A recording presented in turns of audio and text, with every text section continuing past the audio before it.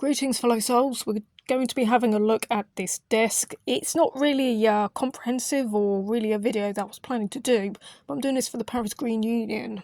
Yeah, the Paris Green Union on Telegram. The sake of the Paris Green Union is all about this guy and his music. And there were some questions about how he might have used one of these. Now, I'm not going to explain how he used one of these, but I can demonstrate a few things on request from Cafe Leopold's asking us for a demo of this, so I'm just going to improvise, go along with this, and you guys can just do your hot takes in the comments section. I'm sure we can have some fun with that. The thing that I've just learnt today is how to use this MIDI box with a 4-track set recorder known as the Yamaha MT3X. I believe the year for this is 1990 or 1991. I'll probably say 91. You can dub 4 tracks to a cassette prior to mixdown. I have to use ping pong if you want more than that. So it's got 4 recording tracks, but it does actually have 6 mixer channels, and the 5th and the 6th ones can be actually recorded if you use the stereo record mode as opposed to the individual track modes, and everything is recorded in accordance to how much the dials are panned for the stereo control. Very sophisticated model this is. I think it's actually more sophisticated than a lot of the Tascams at the time, but it does sacrifice some simplicity in its usability. And we have to bear in mind that guitar players are not often like the synthesizer players. David Gilmour was nothing like Richard Wright.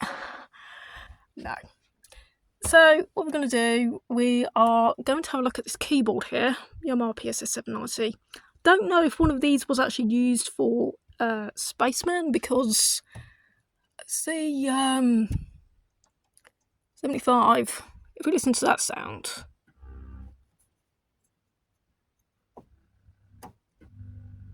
no, it could be 65 actually. One of these, sorry, turn the chord mode off,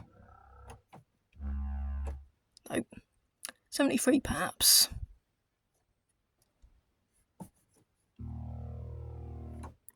Okay, transpose that lower.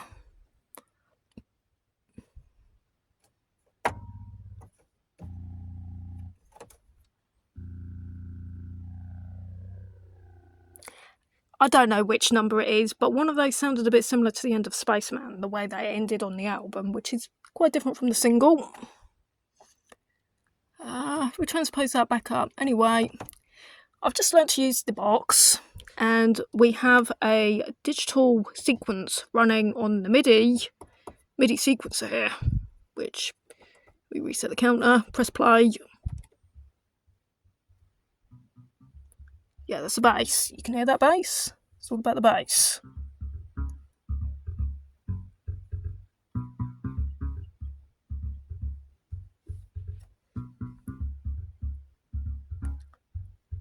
Yep, gets the little robots dancing. So yeah, what we're going to do, we're going to record a digital output from the MIDI output of our keyboard into this box here. According to this block diagram here, MIDI input, the digital input, is converted into an analog output that goes through this white jack into the back of the MIDI sync port of this 4-track cassette recorder. And that's going to be that plug there. So this is synchronized input for when you want to record your MIDI data, start, stop and speed control. And this is the output that you use if you want all of your digital equipment, being the sequencers, computers, drum machines like this one here that's been invaded. Those can then start, stop, and even have the speed of their sequences being controlled by the pitch control, all according to the MIDI sync data that has been recorded onto track 4. So to do this, we have to record to track 4, and we have to arm track 4 until this record LED turns on, and we also have to turn on the sync mode. So when you do this, anything that you would otherwise try and record to input 4 onto the 4th track of the cassette doesn't work. Instead, that data is actually diverted from the sync input. So basically, channel 4's input is replaced by the sync input, which converts this digital data into an analog form. It's identical to the way dial-up modems worked, in which your computer's digital data would be modulated into an analog signal that would then go over the phone lines, and then whoever you sent that data to, that analog data is then demodulated back into a digital form that would be readable on the computer of whoever you sent that data to. And again, this also worked on old computers like the Commodore 64, the ZX Spectrum, which used cassettes to hold graphics and programming data for computer games, as opposed to the floppy disks that would eventually replace cassette tapes. Okay, so this is ready. We're going to turn up monitor 4. We're also going to turn up our input. I'm going to switch on our box, and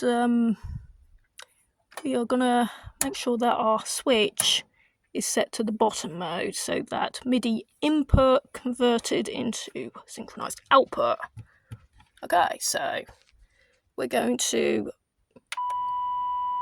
Right, when we press here, you can hear this beeping sound as though someone's swearing their guts up. This is actually just the data. But thankfully, we can turn that down, which keeps things to a more bearable level. Okay, so then we can then press play, and then when we see that enough tape has gotten onto the receiving spindle, we can press play.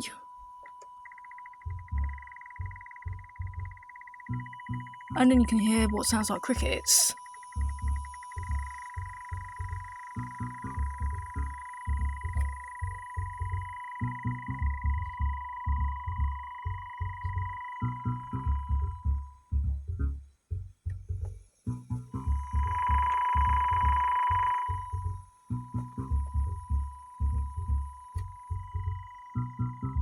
For some weird reason, our tempo is kind of fluctuating. I don't really understand why. I wonder if it has anything to do with the fact that the input is in there, because, well, I presume you can only toggle with that switch, so I don't think it's the beige MIDI lead causing that fluctuation. And what we're doing here, we're just recording the signal, not the sound of the bass. We can prove that by stopping. Okay, so we're going to stop everything, reset that to the beginning bar of our sequence. Put the tape right to the beginning.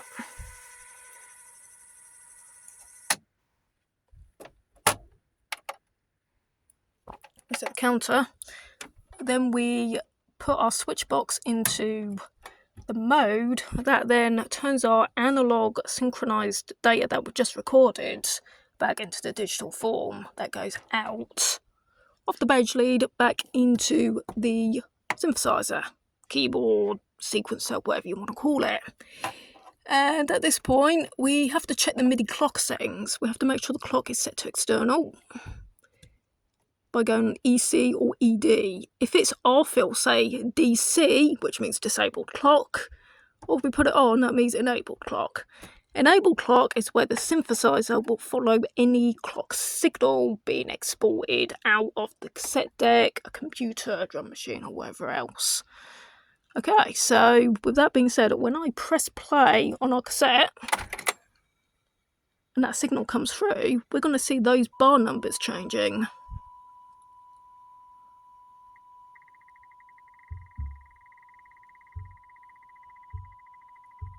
Although for some reason it's really slow. Why is it so slow?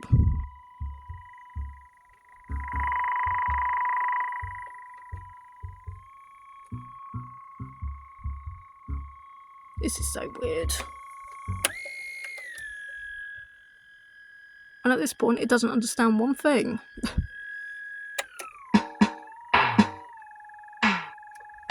Okay, that sounds really obnoxious. This has gone disastrous. What the hell's happened?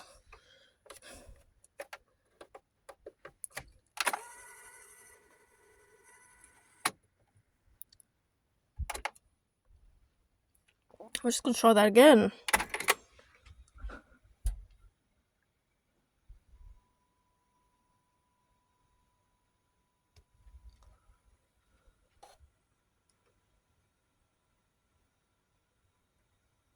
Weird.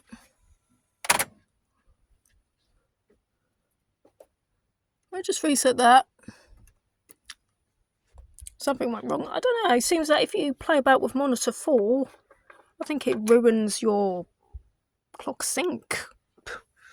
If you mess around with that during the recording of the synchronizer, it seems to screw something up. You see what I mean by sophisticated equipment?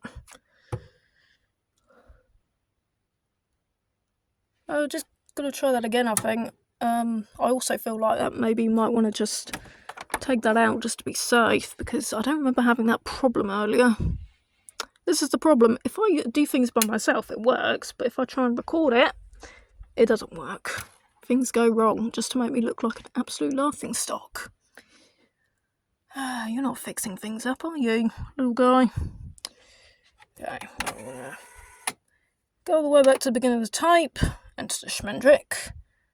Mind you, having that on record was a good idea during the playback. I don't know. Let's try again. Right, input. There we go.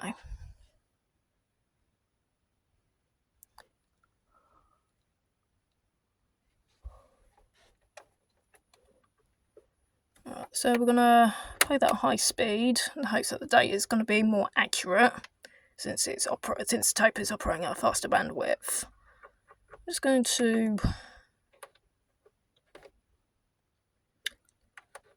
try at the bottom setting. Going to reset.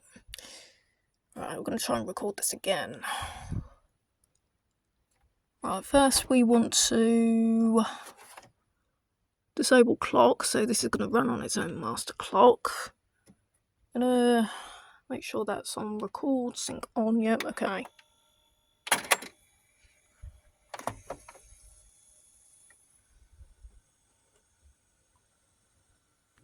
We're not going to listen to the high frequency modem sounds, just in case that was actually what caused the last attempt to go disastrous. Listen to that groovy bass.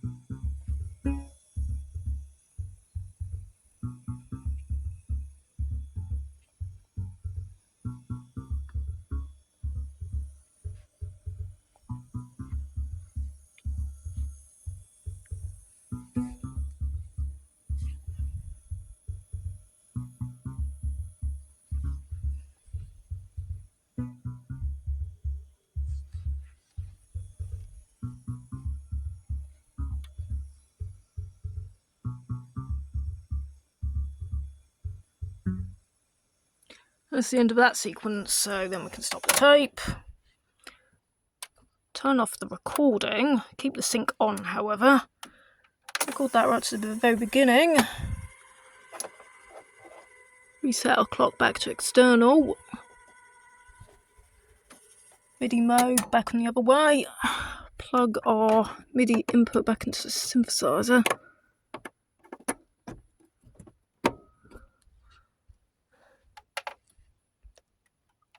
And we're going to try this again.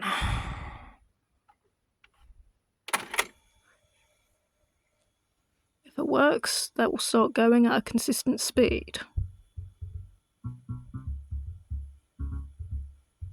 Yeah, that's better. If we turn it 1 to 1, we can hear some alarm clock that I'd recorded on track 1.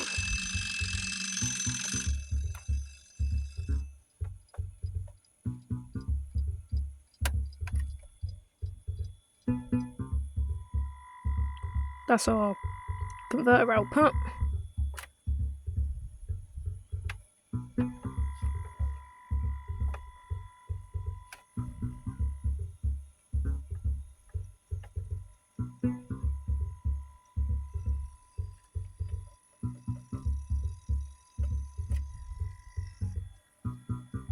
And there you go, you've got a very, very strange kind of demo.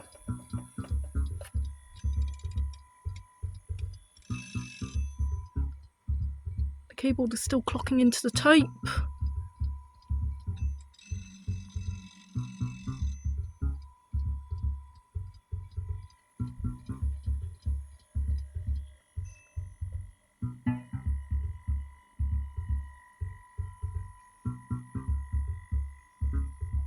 So yeah, we've got some analog clock noises playing around about the same time as our sequencer.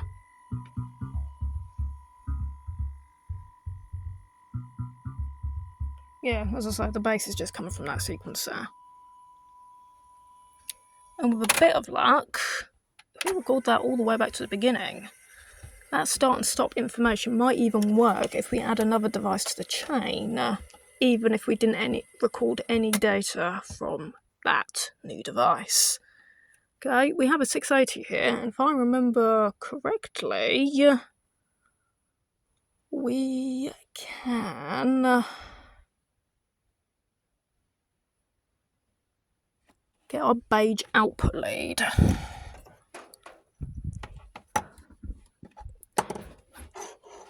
Sorry, Jazz, you're going to have to move aside, all in the name of technology. Perhaps some of the really cool machines that you used to use back in your formative Babylon Zoo days. Okay, so we're going to take that out of the MIDI input of our 680. Now we're going to put our tape input into this.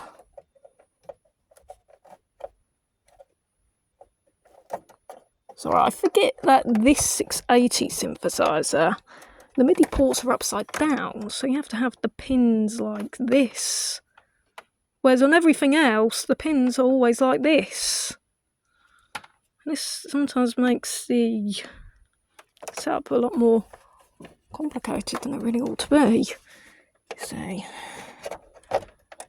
And then after a while, you start wondering if you're actually Heath Robinson and his mad inventions, or some sort of animated life inside a Nick Mason architectural sketch diagram. There we go. Okay, so now our output is plugged into the 680. If we hit a key on the 680 and the connection's set up right,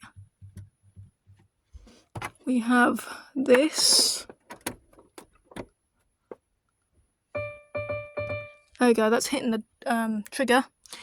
Then what we do at this point, because our bass line's recorded to track 16, that's the pads, we need to disable any input from channel 16, which is our drum machine.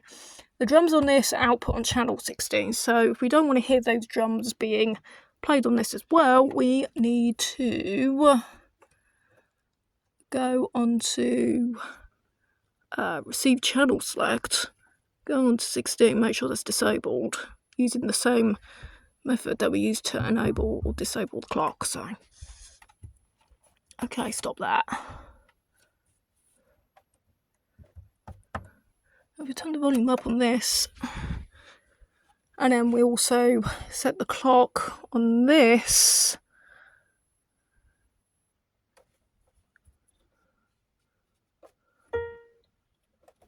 we can enable that. We just need to cycle through everything because this is an older synth. Right, we're going to enable the clock on this. Since the first device in the chain tends to do this. Right, we need to make sure basically all of our devices that we're using are going to be set to external.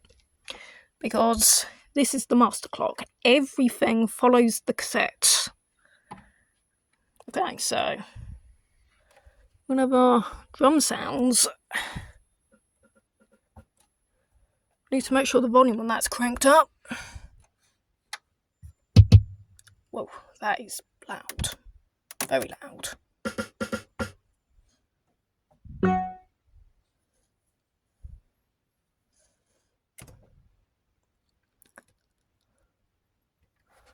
With a bit of luck, we can terrorise the neighbours with this. Okay, if we press play on the cassette,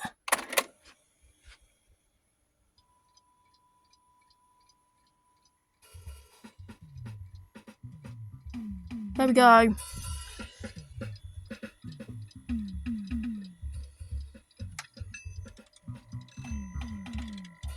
We've now got drums coming from this, bass from that, and clocks that were already recorded on some random cassette that I chucked in for the sake of this demo. If we feel like it, we can pan the controls as well.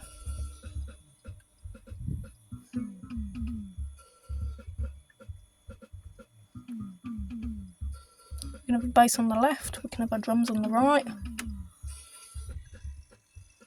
I prefer to have the drums central though.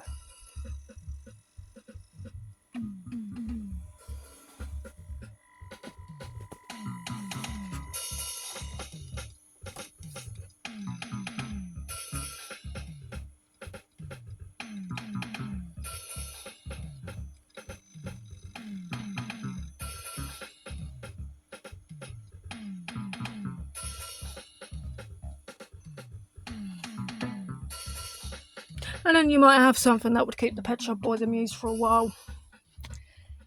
Alright, rock on fellow souls, I hope you liked the demo. Best I could do within a pretty small time frame, because just now I'm going to be expected in the kitchen to help people out. So, adios, over and out, and I hope you found the demo to rock, and this box to be quite cool, and this recording desk to be absolutely marvellous.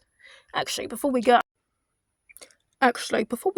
we should just have a little go with the tempo control on this, just to see how far we can actually push it. Now, I think in some scenarios, some synthesizers can adjust better to changes in speed than others.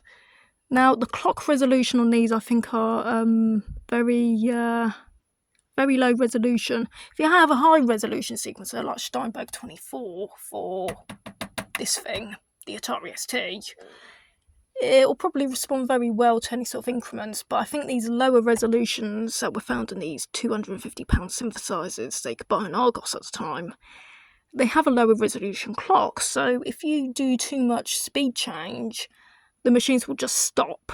They'll stop running their sequences to probably avoid crashes. So there's limits as to how much warp speed you can abuse on this particular cassette deck. It's not the deck's fault, but I suspect it's the resolution of the external clocks. Although thinking about it, it doesn't really make much sense in terms of external clock. Anyway, we're just going to try this, and you'll see where the limits lie when things stop. Okay, so let's play.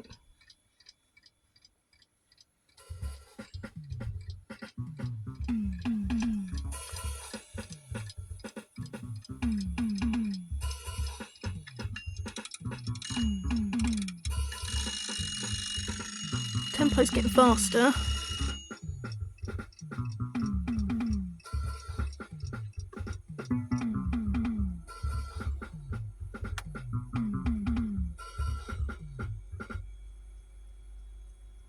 And if you push it too far, it will stop. I love that sound. Okay, we're just going to rewind that again. Sequence is stopped on bar 16 because we were pushing our luck too much. Okay, try again.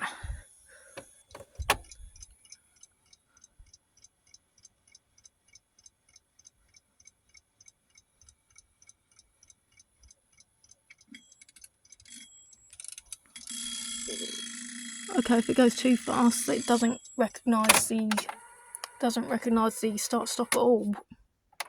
Right, we're going to have to put that back down to the lowest speed, which is what we recorded it at, what we recorded the signal at.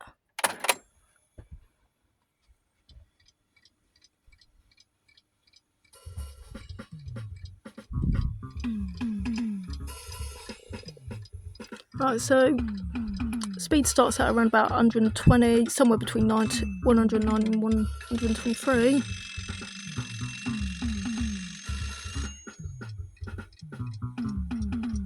If we put the slider on the middle setting, we're going somewhere between 138 and 142.